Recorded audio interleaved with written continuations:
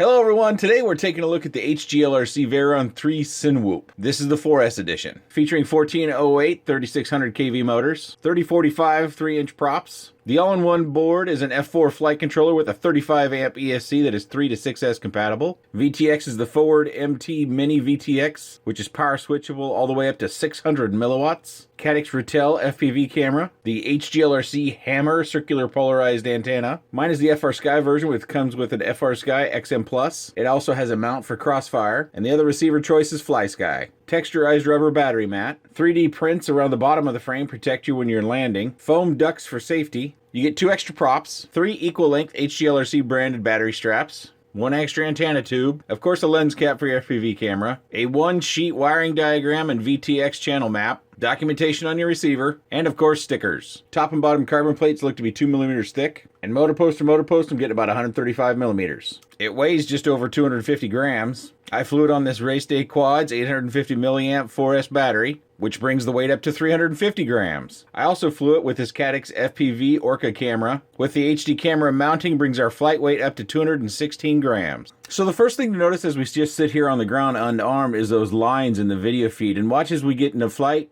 It kind of dissipates or goes away, and that's fairly unusual. This does have a capacitor attached to it, but in my building experience, I've always attached the capacitor to the battery lead or the ESC pads, but in this case they've attached it to the VTX, which is a little bit unique and may have offset the impact that capacitor may have had. But in flight the video feed looks fine, and what I'm doing here is I'm just going to be showing you the DVR because this isn't the DJI version, which there is a DJI version. It is windy out, not terrible, but in my area we just almost always have wind, and we will look at HD footage as well. Before we get too deep into this, I have to note that this is my first time flying or working on a CineWhoop, and so I'm looking for those with experience or those that might be shopping for a product like this. What do you look to see in a review? What do you want to see tested? What sort of flight? I know I need to work on it, but I'm trying, and you'll see as the wind direction, or as I change direction, the wind has a fairly dramatic impact, and in the HD footage you'll really be able to tell when the wind gusts start to whir up.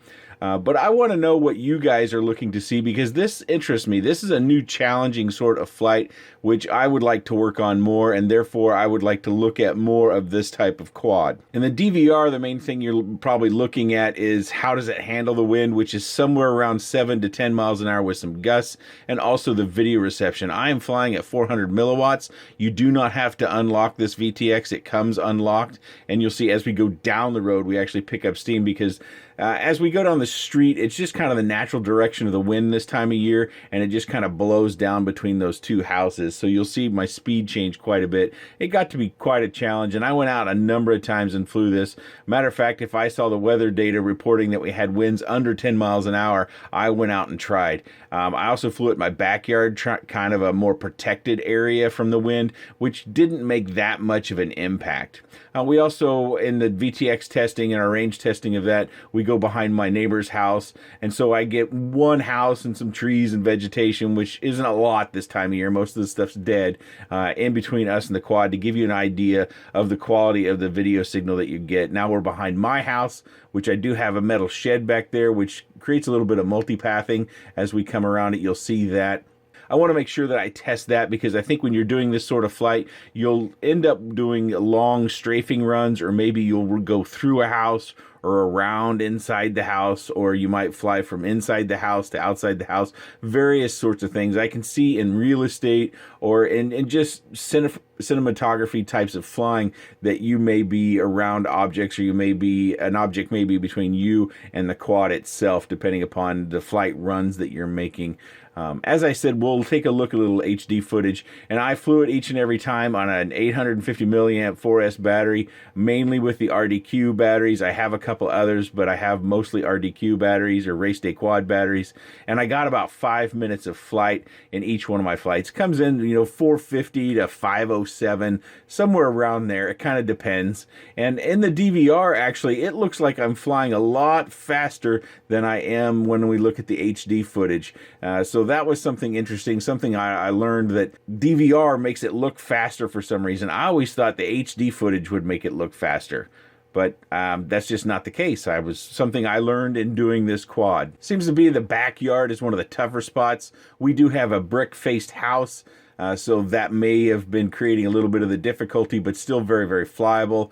The Caddx Ratel camera, if you didn't notice already, it's a really good camera. It's got to be one of Caddx's best FPV cameras. I think most people would agree that's probably one of their best FPV cameras. I was hopeful down here behind my neighbor's house close to the little creek that the winds would be real calm and I could get some decent footage as I kind of went around these trees. But unfortunately, with the wind direction, there was a very brief moment down there where I think it was a lot calmer, but overall, the wind just has a dramatic impact on these. That's my belief. Those of you with more experience, correct me if I'm wrong, but we've got all these flat surfaces where it seems to me that to get the good stable footage that you might want in a CineWhoop, that you're going to need to look for the calmest of days, or you can look at post-processing your video footage, your HD footage that would be for stabilization. You know, GoPros have Real Steady, and I'm sure there's a number of other mechanisms out there to stabilize your footage and make it real silky smooth. You can see the flight ends, and we get 4 minutes and 56 seconds out of that particular flight.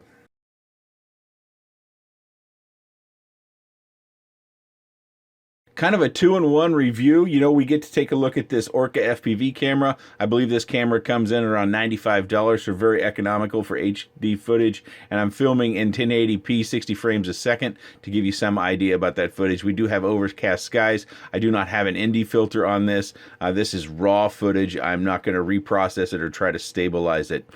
So this gives you your close-up of how stable the machine is. Again, I have wind, unfortunately, and you can actually hear it and see it take an impact, especially as I fly around. You'll see some angles with the quad where I'm obviously fighting the wind, and then I had to pitch up in order to slow myself down, because as soon as I turned around to go down the street, the speed really picked up from that little wind gust. But this should give you an idea about the tune, how smooth it can fly. Although it's not perfect, it's about as good as I can do until I do find one of those rare days, which I didn't have during the 2 weeks I've had this, of just zero wind. Zero wind seems to me it would be the ideal situation for this sort of quad. But again, you know, everybody's use case may vary. You may live in one of those places that has calm days, maybe calm mornings and calm evenings.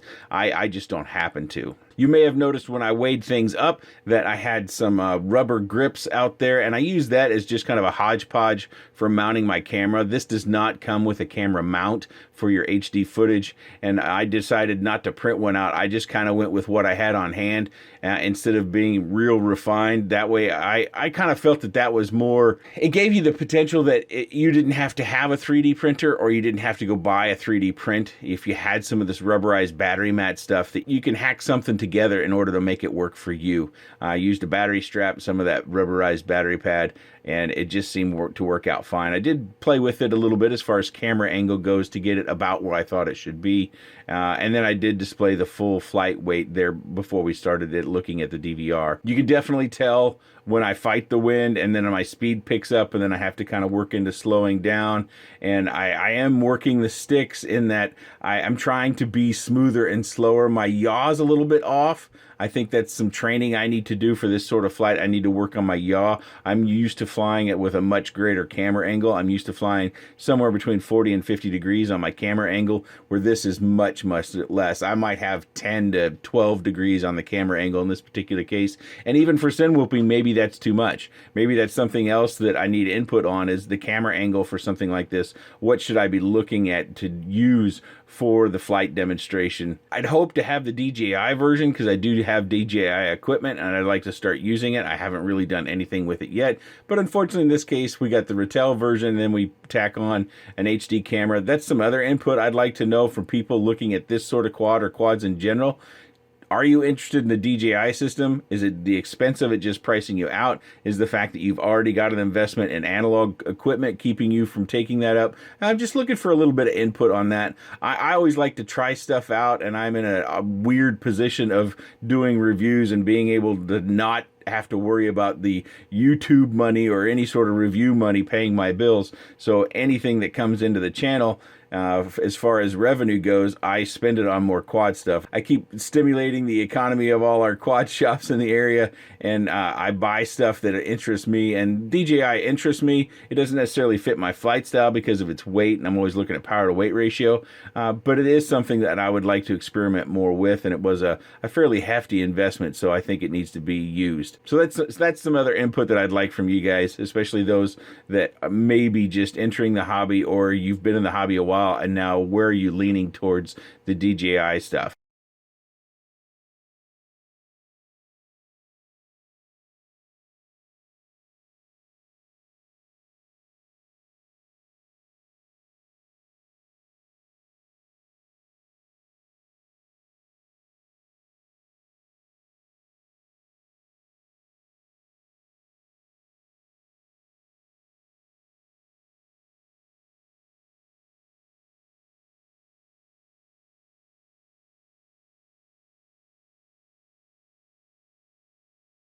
This is about where our battery starts to flash that the battery is getting low, and I'm going to be coming into a landing. I'm going to show you the landing because I think those pads on the bottom help you to land real nice and stable and flat. So I come over here to a good spot in the driveway and just kind of plop it down. Something else that I thought might be interesting for those that are doing this sort of flying, you know, having that kind of soft mounting on the bottom to stabilize your land, is that important to you or not? This is just a little bit more HD footage as I started this flight, but we're jumping into it here kind of midstream. Fairly windy day. You'll see some shakes in the HD camera. I'm just going to kind of cruise around the backyard. And what I'm doing here is I'm just experimenting. I'm trying to have some fun with it. I wanted to try something. It's a much bigger quad than I typically fly in my house. So I'm going to fly through the house from the back doors into the front doors and just kind of see how the camera does when it goes from the dark to the light. Of course, we have no lights in the front of the house, and just kind of try to be nice and smooth as I go on through as we fly a little bit more. You see we've got a few cars in the garage. We've got some people in the house. One of the things that you should know if you're not familiar with my channel is flying around these houses, sitting on one side and going through other sides of the houses. I typically can't do that unless I'm running 400 milliwatts. Now this one goes up to 600 milliwatts, but as I said in the previous flight footage, I didn't fly it at 600 milliwatts. I don't do extreme range stuff. I do micro stuff for the most part. We're going to make a second pass through the house, hopefully a bit cleaner here, and we get more viewing of the HD footage and also how the machine performs. You may have picked up flying through the house how smooth it was in the HD. That was another facet that I was trying to bring to the review.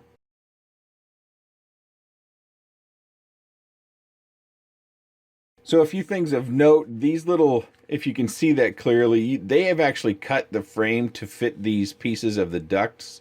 I'm not certain why you would want this 3D printed piece on these particular sections of the quad. Maybe some of you that have been more experienced with this could share with me and enlighten me, but it's pretty obvious it was apparent from the get-go to do that as they cut the frame, the carbon pieces, in order to have that in and still have your distance around your prop so that they don't mark or scuff up.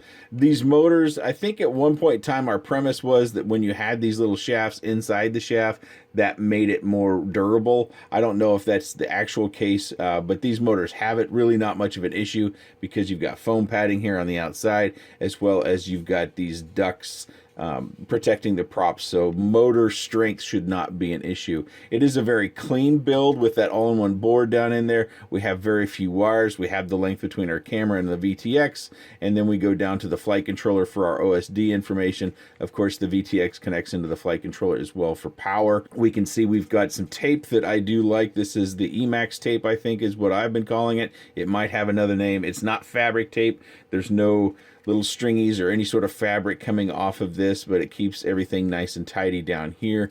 This foam does move around. Obviously, you just push it back into shape. Like if you happen to bump this out when you're doing some sort of change of any of the components inside, if you push this out, you just push it back in. It's very pliable. It reminds me a little bit of Nerf footballs, if you're familiar with those. If you take the plastic or the paint off the outside of Nerf footballs, this feels a little bit like that. It's good and thick, should provide plenty of safety for being around others. Of course, you know, you have the ability to get your fingers in it or to get it on someone's hair or head or anything that would fit down inside these surfaces, so still need to take some care not to harm anyone. We do have metal shafts. You can see here, you can see the plastic, and then you see the metal shaft. That shaft matches these shafts all the way through. Every connection point you see on the frame has a metal shaft. Of course, these portions out here, they have plastic, or the print material goes inside to lock these down. And then at the bottom, this is TPU print, so this is kind of rubbery soft. That provides a little shock absorption, so when you land, it should come down at least somewhat like you saw it in the flight footage. We do have posts here and here as well. You might be able to see those posts in there. Blue matching posts, so we have a little bit of that Superman motif with the color scheme that they've used here. As you saw on the thumbnail, I found that the battery strap was appropriately sized for an 850. Of course, you could get a bigger battery on there if you wanted to do more flight. A bigger battery might also help with stabilization in some slight breezes. You only get the one size of battery strap, so I don't think it's going to be an issue unless you went really huge on the battery. And I actually used the battery to kind of push and firm up my camera.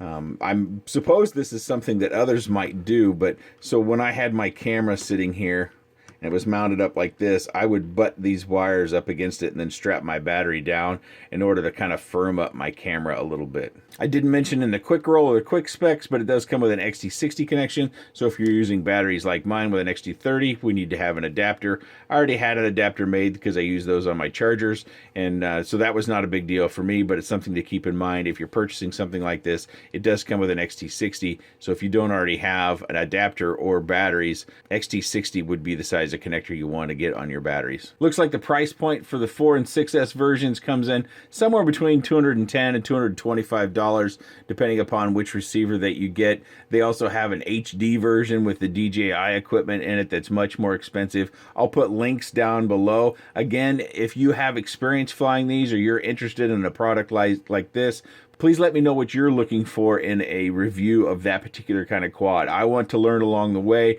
I want to understand this space more. I found it to be a new challenge of flight, and it's something that I want to work on because I do think it's enjoyable. And now that I have an HD camera, it might be something of use when I travel. If you have any comments, questions, suggestions, or otherwise, please let me know in the comment section below.